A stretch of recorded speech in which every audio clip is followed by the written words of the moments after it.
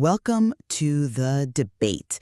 This is WhyItTV, pronounced WhyItTV. We explore the history and cultural impact of major brands and ideas without telling you what to think. In this part of the series, we focus on tension and trade-offs rather than conclusions. Today, we're turning our attention to a company that touches nearly every household globally, the Lego Group. And the focus is really on its design philosophy and the implications of its massive scale. Exactly. We're anchoring this discussion around one central question. Is Lego still primarily a system designed to enable open-ended creativity, or has it structurally shifted to become a system that's really designed to manage and direct creativity at a global scale? I'll be arguing that despite, necessary commercial constraints, the fundamental design philosophy of Lego remains profoundly dedicated to enabling that open-ended, systematic creativity. And I come at it from a different way. I'd suggest that the immutable demands of operating as a multi-billion-dollar global entity have structurally shifted the system toward managing, directing, and ultimately, monetizing predefined creative outcomes. We're looking at an operational reality here, not a philosophical decline. Well, the core thesis of Lego's enduring success lies, in my view, in its identity as a system of play. This identity encourages what the company itself describes as systematic creativity, which is this deliberate marriage of logic and reasoning with pure, unbounded imagination. The integrity of the physical element, that basic ABS plastic brick, is what ensures this open-ended possibility.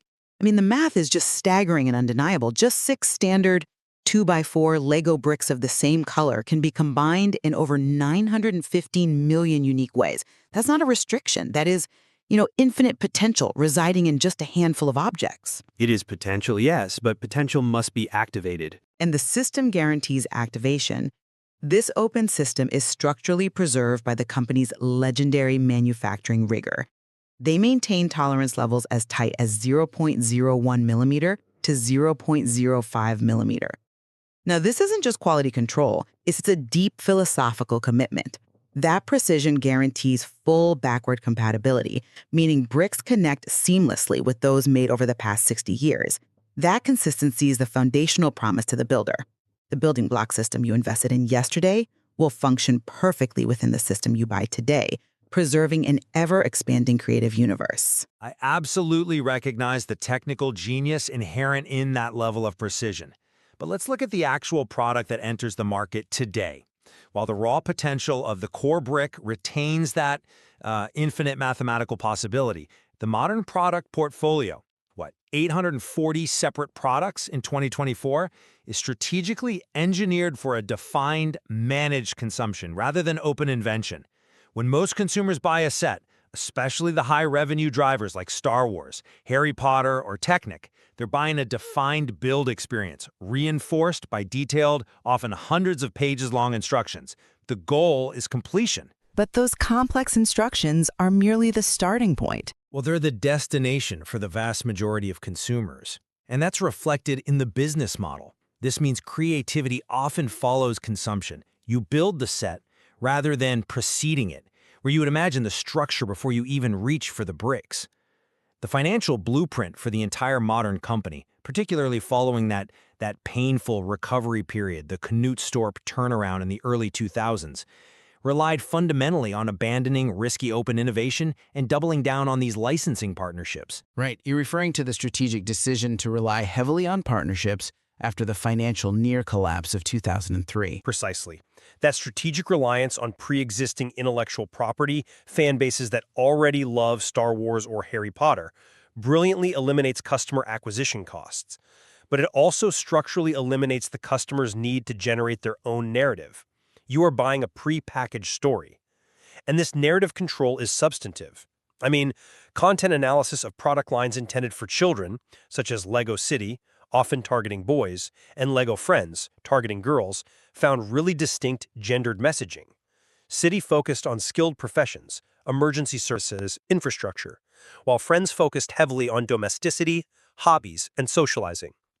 The company, through its structured sets, is defining the narrative and even the perceived roles for the user before they even open the box. That is a sharp observation regarding market segmentation.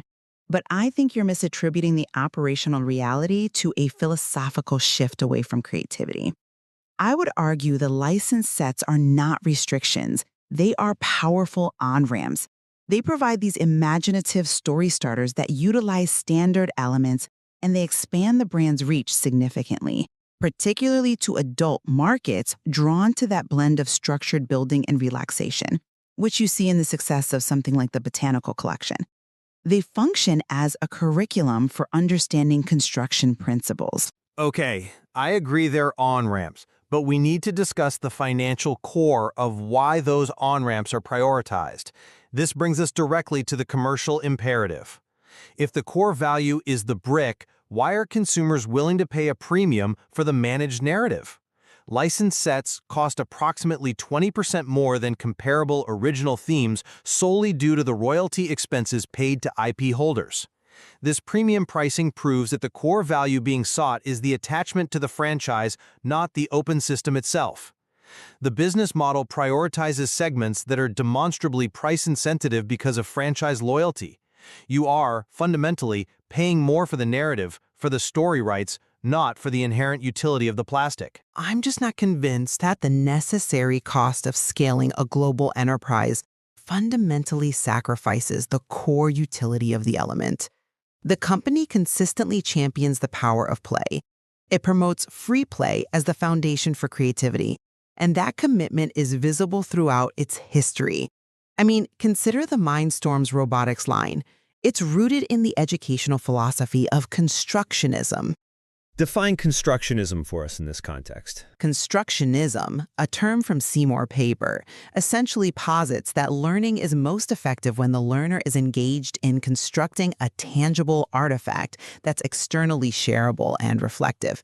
Mindstorms was the epitome of that, a system for learning by making, integrating technology with physical building to foster intellectual development.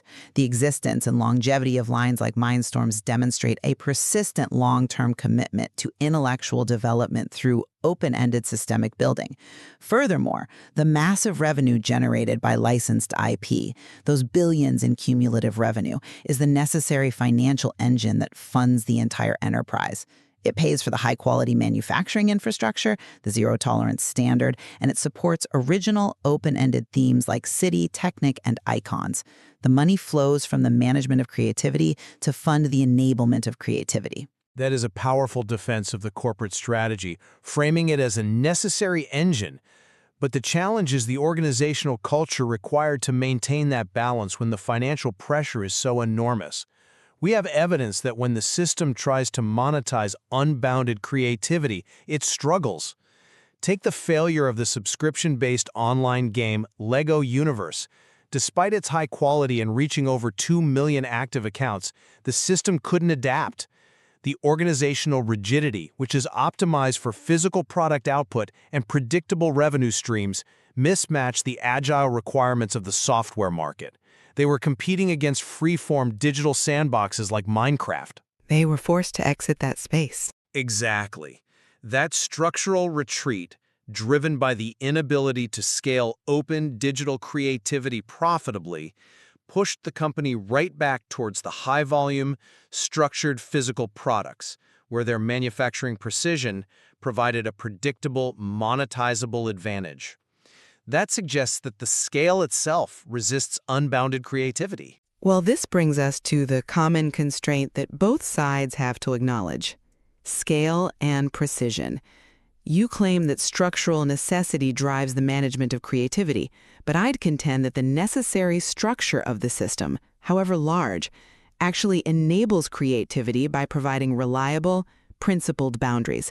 The precision, that 0.01 millimeter tolerance, is not a limitation on play. It is the absolute guarantee of the system's function.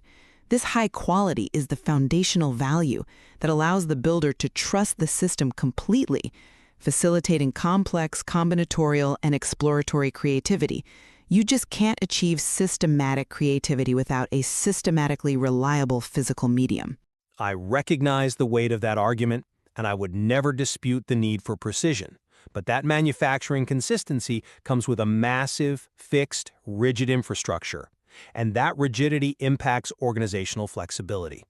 To meet global demand, the company operates 5 main factories and 4 regional distribution centers, requiring a commitment of, DKK 8.8 billion in 2024 alone, just in fixed assets investments.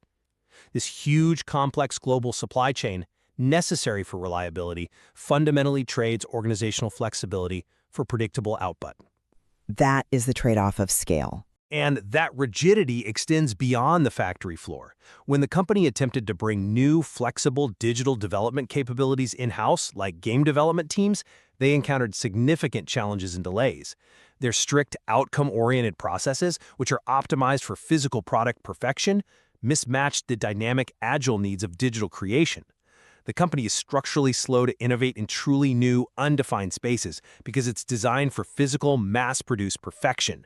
The infrastructure dictates the strategy, favoring products that fit the existing mold, which are highly structured, predefined sets. But this tension is precisely the inherent complexity of managing a global, multi-generational, family-owned business that's committed to a singular product philosophy.